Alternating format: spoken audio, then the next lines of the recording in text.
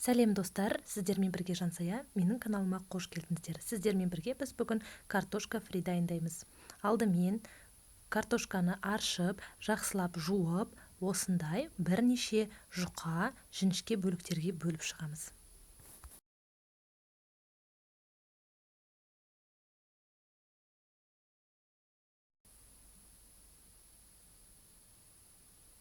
Бір ыдысқа салқын суды құйып, туралған картоптарды сонда салып, жақсылап крахмалы кеткенше жуамыз.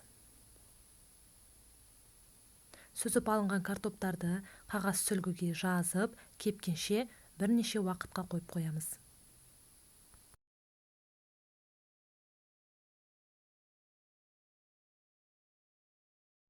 Отымызды қыздырып, шұңқыр ыдысқа майды құйып, жақсылап қызғанына кезде картоптарды салып, оны бірнеше минут қуырамыз.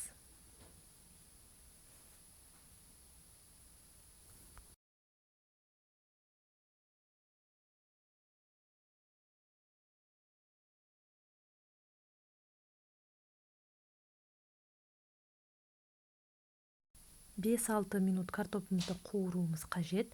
Жақсылап араластырып отырамыз. Картопымыздың түсі сарғыш, қызғылт түске енуі тиіс.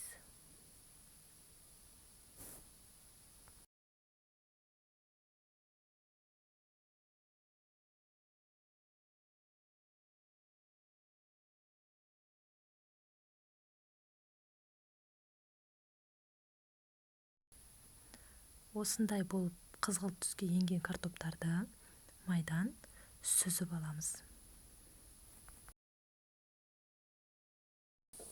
Біздің картошка фри дайын. Тұз сеуіп, ұсына берсеңіздер болады. Барлықтарыңызға ас болсын. Менің каналыма тіркеліп, лайк басып, комментарий жазыңыздар.